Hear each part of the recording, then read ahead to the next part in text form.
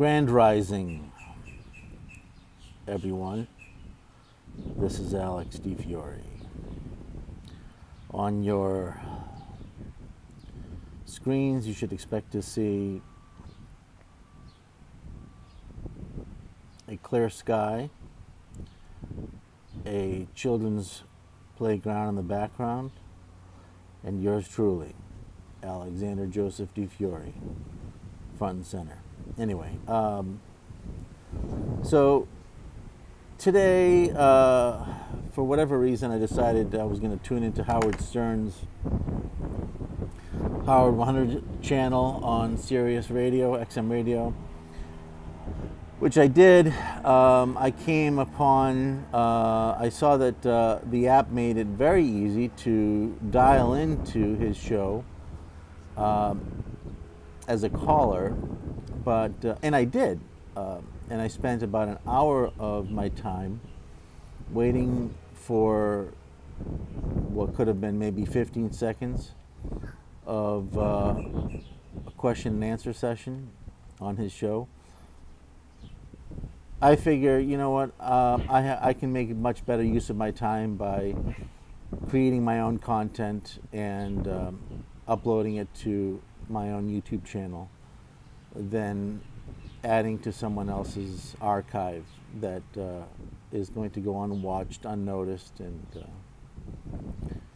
so, yeah, that being said, the recent passing of Robert Duvall has prompted me to talk about right-hand men, not just in Hollywood, but in general. I think that everyone who shares some space on a public platform needs to have a wingman or a wingwoman, what have you. It creates contrast, okay? We live in a duality paradigm within this three-dimensional world, and the right-hand role typically serves as a way to anchor the volatility of the leading character. It can, in movies, it can do so much as to restore balance in a scene that seems to be flying off the handle. It can add credibility and create and instill a sense of humanity within the lead character, because the right-hand person is really absorbing all the emotional content and showing its vulnerability. So there's many reasons why having a right-hand wing person is important.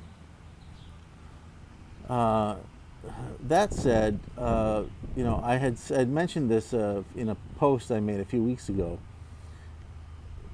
You have certain people that meet each other along the path of life, and they form a bond that takes them on a star-studded ride through life.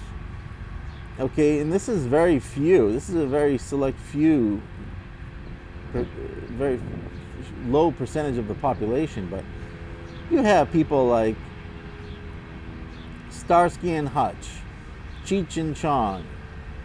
I'll say it: Howard Stern and Robin Quivers. Okay, fictional characters: Batman and Robin, Rocky Balboa and Carl Weathers.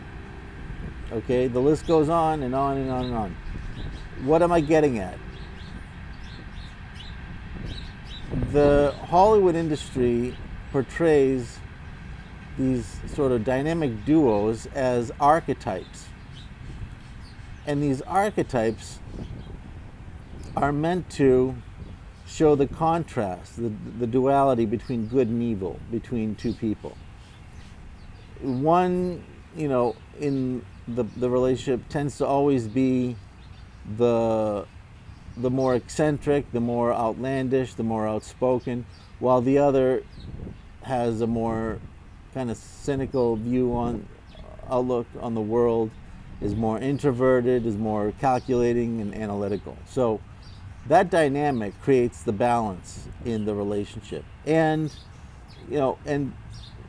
and the same goes with everyday life, right? I mean, unless you really know yourself well enough to say, I know I have this light and dark relationship within myself to where I don't need, a right hand wingman or wingwoman to balance me out, then it's probably a good idea to invest your time, money, and effort into cultivating a relationship that's going to bring somebody into your life that's going to complement you and ultimately serve, the purpose to highlight your more doting qualities and vice versa. So that's about it. I hope that this message finds its way to somebody who really needs to hear it. And take care. Bye.